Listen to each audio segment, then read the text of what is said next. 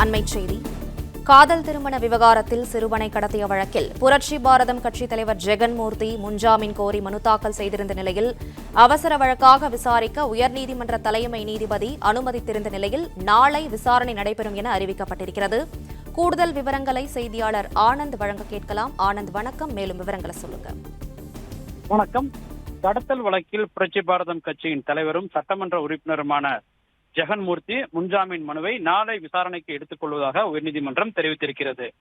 திருவள்ளூர் மாவட்டம் கலாம்பாக்கம் பகுதியைச் சேர்ந்த இளைஞர் தேனியைச் சேர்ந்த பெண்ணை காதலித்து பதிவு திருமணம் செய்து கொண்டார். இந்த நிலையில் பெண் வீட்டாருக்கு ஆதரவாக கூலிப்படையினர் மூலமாக இளைஞரின் சகோதரரை புரட்சி பாரதம் கட்சியின் தலைவரும் கேவி குப்பம் தொகுதி எம்எல்ஏவுமான ஜெகன்மூர்த்தி கடத்தியதாக புகார் எழுந்துள்ளது. இந்த விவகாரத்தில் இளைஞர் கடத்தியதாக அவரது தாயார் அளித்த புகாரின் அடிப்படையில் பூவை ஜெகன்மூர்த்தி உள்ளிட்ட மீது வழக்கு பதிவு செய்யப்பட்டது. இந்த விவகாரத்தில் பெண்ணின் தந்தை உட்பட 5 பேர் கைது செய்யப்பட்டுள்ளனர்.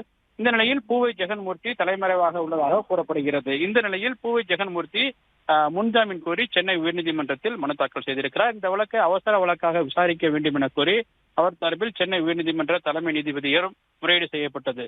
இந்த முறையீட்டை கேட்ட நீதிபதி இது தொடர்பாக வழக்கை அவசர வழக்காக விசாரிக்க அனுமதி அளித்து சம்பந்தப்பட்ட விசாரணை வழக்குகளை விசாரிக்கும் நீதிபதியிடம் இந்த வழக்கை அவசர வழக்காக விசாரிக்கலாம் என தெரிவித்தனர்.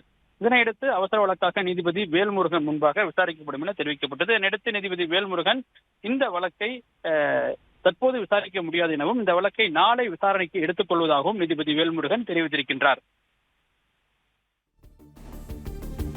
விவரங்களுக்கு நன்றி ஆனந்த்குமார். பிளே ஸ்டோர் மற்றும் ஆப் ஸ்டோரில் இருந்து பாலிமர் செயலியை QR கோடு மூலம் பதிவிறக்கம் செய்யுங்கள். செய்திகளை உடனுக்குடன் பெறுங்கள்.